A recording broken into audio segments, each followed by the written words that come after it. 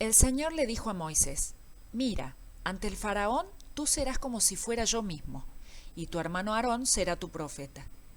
Tú le dirás al faraón todo lo que yo te ordene decir, y tu hermano Aarón hablará con él para que deje ir de su país los hijos de Israel. Yo endureceré el corazón del faraón, para multiplicar en Egipto mis señales y mis maravillas. El faraón no les hará caso, pero yo descargaré mi mano sobre Egipto, y con grandes juicios sacaré de ese país a mis legiones, a mi pueblo, a los hijos de Israel. Cuando yo extienda mi mano sobre Egipto y saque de allí a los hijos de Israel, los egipcios van a saber que yo soy el Señor. Entonces Moisés y Aarón hicieron lo que el Señor les ordenó hacer. Cuando hablaron con el faraón, Moisés tenía 80 años de edad y Aarón 83. Éxodo 7, 1 al 7. Al ser nuevamente enviado para hablar con el faraón, Moisés volvió a recordarle al Señor sus limitaciones. A estas alturas, podríamos esperar que Dios se hubiera cansado de Moisés. No obstante, demostró una paciencia asombrosa con él, ya que ni siquiera lo castigó, sino que simplemente le dijo qué hacer y lo preparó para hacerlo. Esto claramente es otro ejemplo de la gran misericordia de Dios. Sin lugar a dudas, tanto Moisés como nosotros podríamos hacer nuestras las palabras del profeta Jeremías, quien reconoció la misericordia y la bondad del Señor aún a pesar de nuestras faltas. Por la misericordia del Señor no hemos sido consumidos. Nunca su misericordia se ha agotado. Grande es su fidelidad y cada mañana se renueva. Lamentaciones 3, 22 y 23. La primera vez que Moisés se presentó ante el faraón, el rey rechazó cualquier trato directo con Dios y despectivamente preguntó: ¿Y quién es el Señor para que yo le haga caso y deje ir a Israel? Éxodo 5:2. Ahora, Dios lidiaría con el faraón a través de Moisés. Él se presentaría ante el rey en lugar de Dios, no solo entregando sus mensajes, sino también acompañándolos con acciones poderosas que demostrarían la autoridad de esos mensajes. Al igual que Moisés, nosotros también somos representantes de Dios ante el mundo. Piénsalo, ¿le estás dando a aquellos que te rodean una verdadera imagen del Señor? ¿Pueden ver las personas en ti y en tu manera de vivir a alguien que representa fielmente a Dios? Ahora bien, así como Moisés representaría a Dios ante el faraón, Aarón actuaría como profeta de Moisés, es decir, como su portavoz ante el rey. Y así, como Moisés no debería actuar por iniciativa propia, sino esperar la dirección de Dios, Aarón tampoco debería obrar de manera independiente, sino esperar la dirección de Moisés. A pesar de este plan cuidadosamente detallado, Dios sabía desde el principio que el monarca egipcio no estaría de acuerdo con la petición de Moisés. Por eso, nuevamente anunció a su representante que él endurecería el corazón del faraón. En este punto, es importante señalar que Dios no endureció el corazón del faraón en contra de su voluntad. Lo único que hizo el Señor fue confirmar su malvada inclinación contra Israel. Si el rey hubiese sido una persona compasiva y bondadosa, deseosa de obedecer a Dios y dispuesta a permitir que los israelitas se marcharan en libertad, entonces habría sido injusto que Dios endureciera el corazón del buen faraón. Pero ese no era el caso.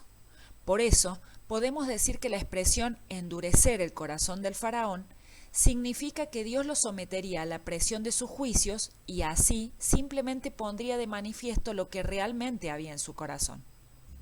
El faraón solo reveló lo que había en su corazón cuando se negó a escuchar la humilde petición que Moisés le hizo. Por ese motivo, ahora Dios fortalecería la voluntad del faraón en el camino de rebeldía que ya había elegido. Hoy, Dios sigue actuando de manera similar como lo hizo con el faraón, enfrentando a quienes se rebelan contra él. Tal como el apóstol Pablo dice: es cierto, ellos conocieron a Dios, pero no quisieron adorarlo como Dios ni darle gracias. En cambio, comenzaron a inventar ideas necias sobre Dios. Como resultado, la mente les quedó en oscuridad y confusión. Entonces, Dios los abandonó para que hicieran todas las cosas vergonzosas que deseaban en su corazón. Dios los abandonó a sus pasiones vergonzosas. Por pensar que era tontería reconocer a Dios, Él los abandonó a sus tontos razonamientos y dejó que hicieran cosas que jamás deberían hacerse. Romanos 1, 21, 24, 26 y 28. Piénsalo. Si obstinadamente te empeñas en tu desobediencia y rebeldía contra el Señor, cuidado. Corres el riesgo de llegar a un punto en el que Dios te fortalezca en el mal que deseas seguir y ya no haya vuelta atrás. El monarca egipcio no escucharía a Moisés, pero Dios de todos modos libraría a su pueblo. Y aunque Dios endurecería su corazón, también le daría razones para creer y entregarse a él si así lo deseaba. ¿De qué manera lo haría? Lo haría a través de las señales milagrosas que llevaría a cabo en Egipto. Ante Moisés, el faraón afirmó no saber quién era el Señor, pero ahora Dios prometía mostrarle quién es Él. De ese modo, Dios traería un justo juicio sobre Egipto, causando sufrimiento tanto al rey como a todo su pueblo. Los milagros que Dios haría en Egipto serían una invitación para que los egipcios también creyeran personalmente en el Señor. Esa invitación sería hecha numerosas veces, lo cual demostraría una vez más la gran paciencia de nuestro Dios. Debido a la infinita misericordia de Dios, en el futuro, algunos egipcios finalmente creerían también en Él y abandonarían su país cuando los israelitas se marcharan de allí. Éxodo 12:38. El final de este pasaje indica que para este momento Moisés tenía 80 años de edad y su hermano Aarón 83. Seguramente, si nosotros hubiésemos tenido que elegir un líder para sacar a Israel de Egipto, habríamos escogido a un hombre joven, que viviera entre ellos y que hubiera demostrado ciertas cualidades de liderazgo entre los hebreos. Muy por el contrario, Dios eligió a un hombre en edad de retirarse, con nulas capacidades para ocupar la posición de un líder y que después de 40 años era prácticamente un desconocido entre los de su pueblo. Sin embargo, con este anciano y con su hermano aún más anciano que él, Dios hizo realidad su propósito perfecto. Liberar a Israel de Egipto era un desafío monumental. Entonces, ¿por qué Dios escogió justamente a Moisés y a Aarón para realizar esta tarea? Porque mientras más incompetentes sean los instrumentos, más brilla la sabiduría, el poder y la gloria de Dios. Aunque Dios podría llevar a cabo su plan por sí mismo y sin la ayuda de nadie, Él elige hacerlo a través de personas comunes como Moisés, como Aarón, como tú o como yo. Para ello, Él no se fija en la edad, ni en la clase social, ni en el nivel académico, ni en la abundancia o escasez de capacidades que podamos tener.